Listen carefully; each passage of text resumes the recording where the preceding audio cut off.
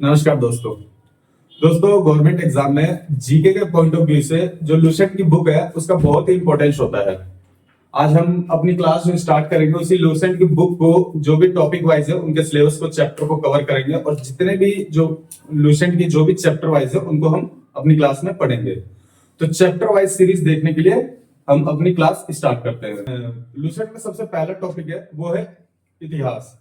और इतिहास को 3 भागों में बांटा गया है: प्राचीन इतिहास, मध्यकालीन इतिहास और आधुनिक इतिहास। तो हम अपनी क्लास जो है प्राचीन इतिहास से करेंगे, जिसका पहला चैप्टर है ऋग्वेद यानी ऋग्वैदिक काल, जिसमें 4 जो वेद हैं उनकी जो चर्चा करेंगे हम और उनसे संबंधित जो भी क्वेश्चन है अपने इस क्लास में हम डिस्कशन करेंगे। सबसे पहला हम देखते हैं इतिहास। जैसा कि हमने बताया दोस्तों, इतिहास को 3 भागों में डिवाइड किया गया है। तो दोस्तों हम जैसा कि हमने बताया इतिहास को 3 भागों में डिवाइड किया गया है: प्राचीन इतिहास, मध्यकालीन इतिहास और आधुनिक इतिहास। हम अपने इस क्लास में प्राचीन इतिहास के बारे में जानेंगे, जिसका फर्स्ट चैप्टर है ऋग्वैदिक काल। देख लेते हैं सबसे पहले ऋग्वैदिक काल के बारे में। दोस्तों हमारा जो भारत है आपको पता है उत्तर से लेकर सबसे नॉर्थ में इसके हिमालय है। सबसे नॉर्थ जो पार्ट है इसमें हिमालय बसा हुआ है। ठीक है।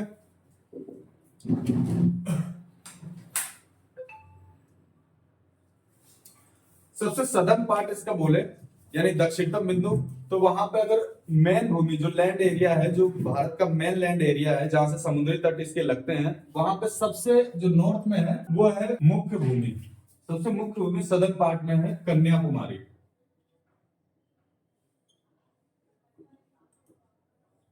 ठीक है। ये हो गया लैंड भूमि की जो मेन लैंड एरिया है इंडिया का।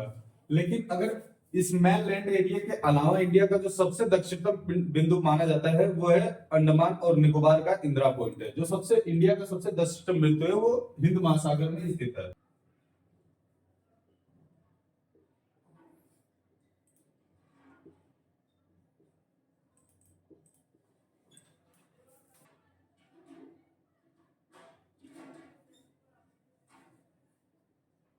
इंदिरा पॉइंट है मेनली। इतने का जो एरिया है इसी के बारे में पूरा जो है भारत का इतिहास है। पूरा जो है भारत अपना इसी 3 तो पॉइंट के अंदर बसा हुआ है, इससे बाहर कहीं नहीं जाने वाला है। नॉर्थ में अपना हिमालय है और सबसे साउथ में है इंडिया का इंदिरा पॉइंट है। और जो मैन भूमि का जो सदर्न पार्ट है, जो मैन हिस्सा लगता है इंडिया का, वो है अपना कन्याकुमारी। इसके बाद जो है अदर कंट्री की जो भी है वहां पे सीमा चालू हो जाती है, श्रीलंका पड़ता है इसके बाद। मैं इन्हीं तीनों चीजों को इन्हीं के बारे में हम लोग पढ़ेंगे। सबसे पहला हम देखते हैं इंडिया नाम भारत का पड़ा कैसे। दरअसल भारत का जो क्षेत्र है, उत्तरी क्षेत्र है, पश्चिमोत्तर क्षेत्र, जो पंजाब प्रांत है और जो है पाकिस्तान का कुछ एरिया है, उस प्रांत को सबसे पहले हम लोग सिंध प्रांत कहते थे। जो भारत का पश्चिमोत्तर प्रांत है जिसमें पंजाब है, अब पाकिस्तान का कुछ एरिया, अफगानिस्तान का थोड़ा बहुत एरिया आता था, उसको हम सिंध प्रांत कहते थे, क्योंकि वहां पे सिंधु नदी बहती है। अब सिंधु नदी जो कि बहती है उस इसके लिए जो यूनानी लोग थे वो सिंध को इंदे कहते थे, और जो अरबी लोग हैं वो सिंध को हिंद कहते थे। इसी के नाम पर, हिंद के नाम पर ही हिंदुस्तान नाम पड़ेगा। उसके बाद अंग्रेज जब आए तो इन्होंने इंदे को अंग्रेजी वर्ड में जो अनुवाद किया, तो इंदे को इन्होंने क्या किया, इंदे को इंडिया बोलने लग गए। इसलिए इंग्लिश में हिंदुस्तान को इंडिया कहा जाता है और हिंदी में हिंदुस्तान को भारत कहा जाता है। भारत अब कैसे पड़ा ये नाम? भारत सबसे पहला, भारत के पश्चिमोत्तर भाग में हमने बताया है कि वहां पे जो सिंध प्रांत था वहां पे एक कबीला था। पहले कबीले हुआ करते थे, तो वहां पे कबीले का एक कबीला था, उस कबीले का नाम था भरत। भरत नाम का एक कबीला था। उस कबीले के नाम पर ही भारत का नाम भी भारत पड़ा है। और यहाँ के लोग, जो यहाँ पे पहले के लोग ये मानते थे कि जो भारत कबीले के भारत की जनसंख्या, भारत के नागरिकों को भारतीय की संतान कहा जाता है, यानी भरत की संतान कहा जाता था, इसी कबीले की संतान कहा जाता था। अब देखते हैं मेन चीज अपनी टॉपिक के बारे में हम लोग पढ़ते हैं। हम लोग पढ़ेंगे आज ऋग्वैदिक काल। ऋग्वेद के बारे में सबसे पहला है अपना जो इतिहास को जो समझने का मेनली 4 टॉपिक है। इतिहास को कैसे समझे, इतिहास को इस तरीके से जानते हैं। सिर्फ 4 मुख्य स्रोत हैं। सबसे पहला है धार्मिक ग्रंथ।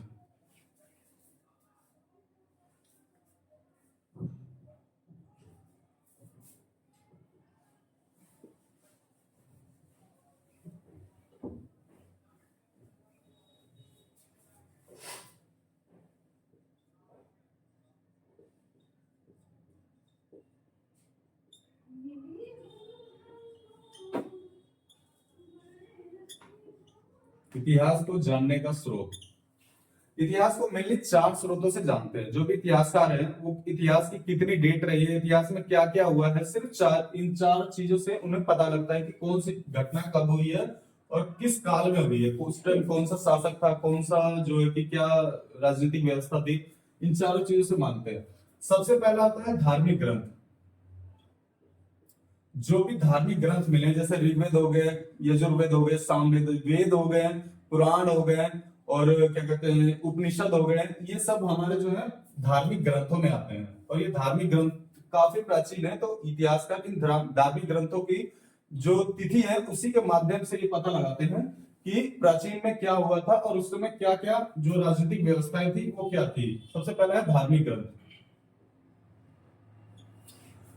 उसके बाद दूसरा आ जाता है ऐतिहासिक ग्रंथ।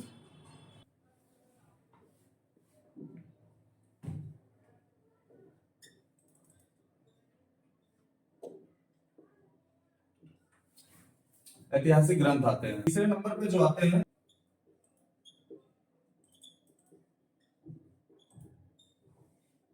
विदेशियों का विवरण। जो विदेश यात्री, जैसे फाइयान हो गया, संयुगन हो गया, मेगास्थनीज हो गए, टालमी हो गया, प्लीनी हो गए, ये सारे विदेशी यात्री थे जो हमारे देश में आए और उस समय हमारे देश के जो भी राजा थे या राज व्यवस्था जो चल रही थी उनके बारे में जो विवरण लिखा उनको अपनी किताब में लिखा। और वो किताब जब इतिहासकारों को मिली तो उन्होंने उस किताब के हिसाब से पढ़कर बताया कि उस टाइम क्या क्या व्यवस्थाएं थी, क्या क्या कौन शासक थे और क्या थी। चौथा होता है पुरातात्विक साक्ष्य। पुरातात्विक साक्ष्य, इन चार माध्यमों से इतिहासकार पता लगाते हैं कि इतिहास में कौन सी घटना हुई है और कब हुई है, इसका काल होता है। तो हमने चारों चीजों का डिस्कशन कर लिया। सबसे पहले है धार्मिक ग्रंथ। धार्मिक ग्रंथ में जो धर्म से रिलेटेड जो भी ग्रंथ होते हैं, ऋग्वेद हो गया या उपनिषद हो गए, पुराण हो गए, ये सारे हमारे धार्मिक ग्रंथ हैं। इनसे पता चलता है कि इतिहास के बारे में कौन सी घटना कब हुई है। ठीक है। दूसरा होता है ऐतिहासिक ग्रंथ। ऐतिहासिक ग्रंथ वो होते हैं जो कि किसी कोई भी राजा होता है अपने अपने समय में जो भी ग्रंथ वगैरह लिखा है उसने अपने राजवैद के द्वारा या राजलेखक के द्वारा उन्होंने या अपने राजदूत के द्वारा जो ग्रंथ लिखे हैं। ठीक है। पहला है धार्मिक ग्रंथ, दूसरा है ऐतिहासिक ग्रंथ और तीसरा है विदेशियों का विवरण। हमने बताया है कि जैसे कि विदेशी यात्री जो भी थे, जैसे मेगास्थनीज हो गया, टालमी हो गए, प्लीनी हो गए, डायमेकस हो गए, डायनीशियस हो गया और भी कई सारे हैं, हेरोडोटस हो गया, ये सारे जो विदेशी यात्री हैं ये हमारे देश में आए और उस समय के जो राजा जो शासन काल हमारे देश में चलता था, जो शासन व्यवस्था चलती थी राजाओं के द्वारा, उसका विवरण किया है अपनी किताबों में। ठीक है। इसे ही कहते हैं विदेशियों का विवरण। चौथा है पुरातात्विक साक्ष्य। जिस भी राजा ने जो भी चीज बनवाए हैं, जैसे ताजमहल हो गया, जैसे लाल किला हो गया, ये सारे साक्षी हैं। जैसे सांची का स्तूप हो गया, जैसे कई सारे और भी कई सारी चीजें हैं। तो ये जितने भी पुरातत्व जो साक्ष्य मिले हैं ना, उनको ही पुरातात्विक साक्ष्य कहते हैं। इन्हीं से जानकारी मिलती है कि ये उस समय किस राजा के शासन काल में बना था, उस समय क्या घटनाएं हुई थी, काल क्या था। चारों चीजों के बारे में डिस्कशन कर लिया है। सबसे पहला है धार्मिक ग्रंथ, दूसरा है ऐतिहासिक ग्रंथ, तीसरा है विदेशियों के विवरण और चौथा है पुरातात्विक साक्ष्य। इन चारों चीजों से ही जो है हम इतिहास के बारे में जानकारी प्राप्त करते हैं और उसका समय काल और उसकी घटनाओं और उस टाइम क्या राजनीतिक व्यवस्था रही है, इन चारों चीजों से इतिहास का जानकारी लगाते हैं। ठीक है। उसके बाद हम लोग देखते हैं अपने टॉपिक को जिसका नाम है ऋग्वेद। आज हम ऋग्वेद के बारे में पढ़ेंगे। लुसेंट की सबसे पहला चैप्टर है ऋग्वेद। उसके बारे में, उसके मंडल, उसके सूक्त, उसकी रचनाएं, उसको संकलन करता हूं, सारी चीजों के बारे में हम लोग यहाँ पढ़ेंगे। जो भी एग्जाम है इस सिर्फ आप लोग इतना पढ़ लीजिए इस पॉइंट ऑफ व्यू से, नहीं तो सारे के सारे क्वेश्चन इस क्लास के अंदर ही आपको एग्जाम में मिल जाएंगे।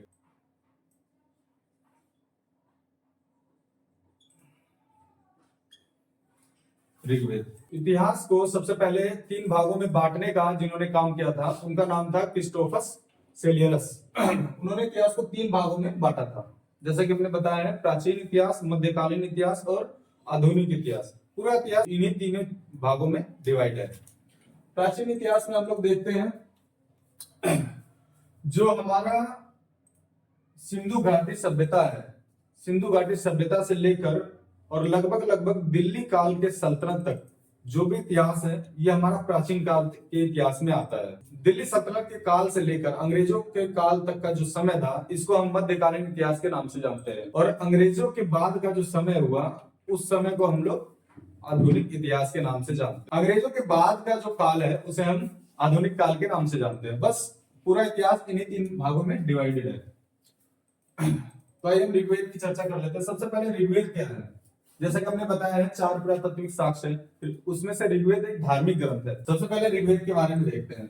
ऋग्वेद के सबसे पहले क्या है? ऋग्वेद कई सारी रचनाएं जिसे रचाएं कहते हैं, जो कि पंक्तियां पद होते हैं, उनका संकलन है। उन्हीं के संकलन को, रचनाओं के संकलन को ही ऋग्वेद कहा जाता है।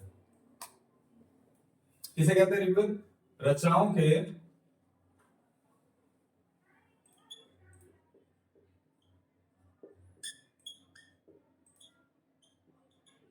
संकलन को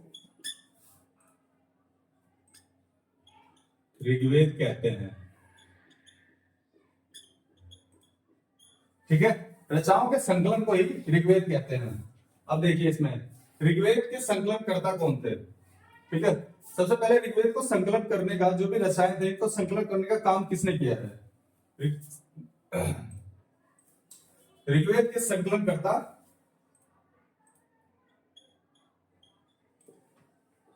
ऋग्वेद के संकलन कर्ता महर्षि कृष्णद्वैपायन वेद व्यास थे। महर्षि कृष्णद्वैपायन वेद व्यास थे। ठीक है, ठीक है। नेक्स्ट है ऋग्वेद में, ऋग्वेद किन किन चीजों से बना है? ऋग्वेद 3 चीजों से बना है। सबसे पहला है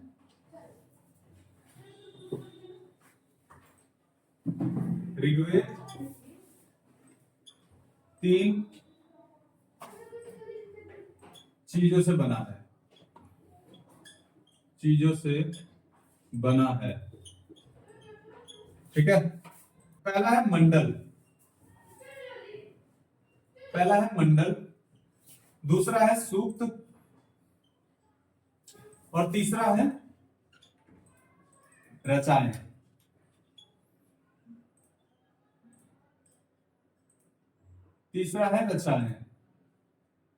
ठीक है, इन 3 चीजों से ऋग्वेद बना हुआ है।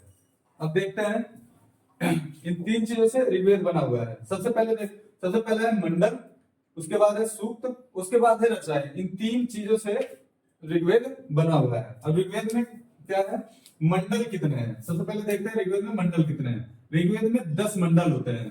ठीक है, 10 मंडल कह लो या 10 भाग कह लो, एक ही बात है। दूसरा है सूक्त, ऋग्वेद में 1028 सूक्त हैं। ठीक है, या तो इनको चैप्टर कहते हैं, जैसे हम अध्याय कहते हैं, हर एक चैप्टर, ये कौन सा चैप्टर, कितने चैप्टर हैं। वैसे ऋग्वेद की जो किताब है, उसमें 1028 चैप्टर कह लो या उनको सूक्त कह लो। इसी में जो वाल्खिल्य पाठ के 11 सूक्त होते हैं, वाल्खिल्य पाठ के 11 सूक्त, वो भी शामिल है इसी में 1028 सूक्त में। ठीक है, और रचनाएं, इस ऋग्वेद की जो किताब है, उसके अंदर 10,462 रचनाएं हैं। ठीक है, तो इन 3 चीजों से बना हुआ है ऋग्वेद। 10 मंडल है, 1028 सूक्त है, और 10,462 उसमें रचनाएं हैं। और जो रचनाएं हैं, इन्हीं के संकलन को, जो पद कह लो, उसमें पंक्तियां कह लो, या जो भी उसमें लाइनें या जो भी उसमें पैराग्राफ वगैरह होते हैं, उन्हीं को रचनाएं कहते हैं। इन 10,000 रचनाओं के संकलन को ही क्या कहते हैं? ऋग्वेद कहते हैं। क्या लिखा है? रचनाओं के संकलन को ही ऋग्वेद कहते हैं। बस यही समझना है इसी चीज के टॉपिक के बाद। ठीक है, तो हमने ऋग्वेद के सूक्त, ऋग्वेद के मंडल और ऋग्वेद की रचनाएं, इन तीनों चीजों के बारे में बात किया है। क्या बताया है? ऋग्वेद में 10 मंडल है, 1028 सूक्त हैं, और 10,462 जो इसमें है रचनाएं हैं। ठीक है, अब ऋग्वेद में क्या होता है, इसमें मंडलों के बारे में हम लोग बात कर लेते हैं। सबसे पहले देखते हैं ऋग्वेद को पढ़ने वाले को हम लोग क्या कहते हैं। जो ऋग्वेद के पाठ करता होते हैं, जो मंदिरों में जो भी पुजारी वगैरह होते थे, जो ऋग्वेद को पढ़ते थे, उन्हें होतृ कहा जाता था। ठीक है, ऋग्वेद को पढ़ने वाले को, ऋग्वेद को पढ़ने वाले को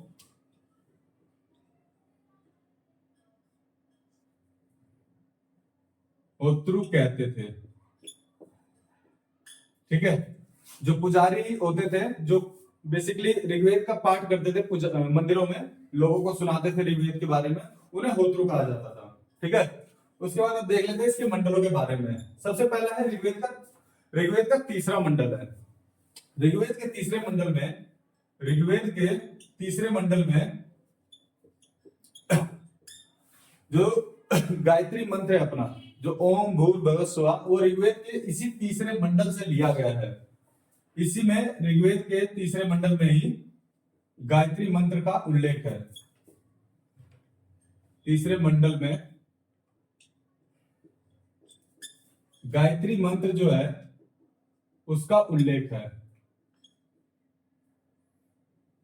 गायत्री मंत्र का उल्लेख है। ठीक है, ऋग्वेद के तीसरे मंडल में जो लिखा हुआ है उसमें गायत्री मंत्र का उल्लेख हुआ है। ठीक है, उसके बाद ऋग्वेद के आठवां मंडल में जो हाथ से लिखी हुई रचनाएं हैं, जो उनमें रचनाएं हैं ऋग्वेद के 8वें मंडल में, उन्हें क्या कहा जाता है, खिल कहते हैं। ठीक है, ऋग्वेद के 8वें मंडल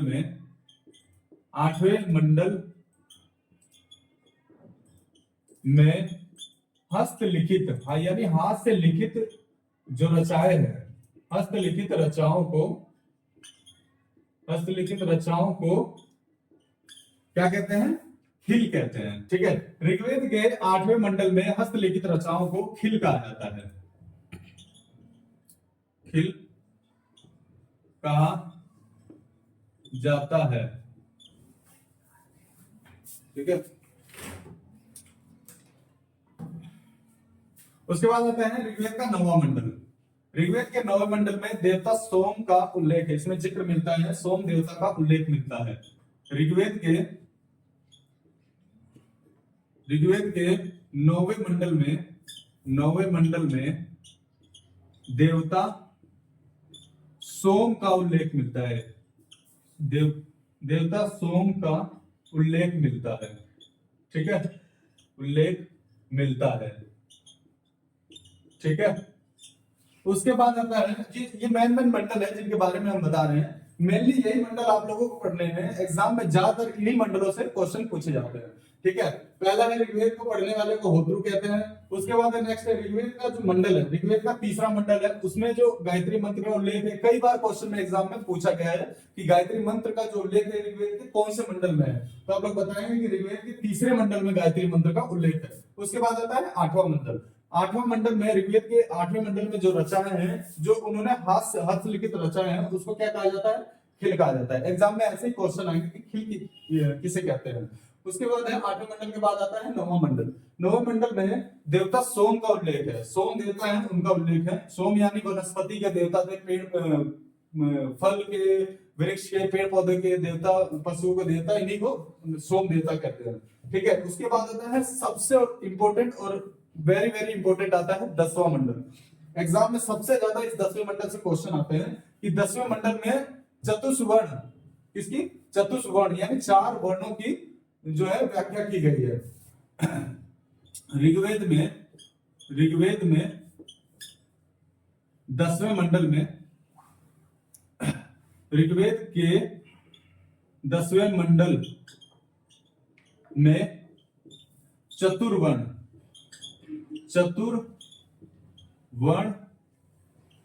का उल्लेख किया गया है।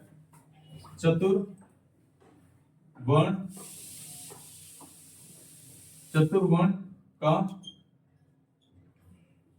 उल्लेख किया गया है। किया गया है। अब चतुर्वर्ण क्या है? चतुर्वर्ण से अर्थात है चार वर्ण। ऋग्वेद में जो चार वर्णों का उल्लेख किया गया है वो है मनुष्य जो है, मनुष्य को जो भी है, मनुष्य प्रजाति को ऋग्वेद में चार वर्णों में डिवाइड किया गया है। चार वर्ण कौन कौन से हैं उसका हम उल्लेख करते हैं।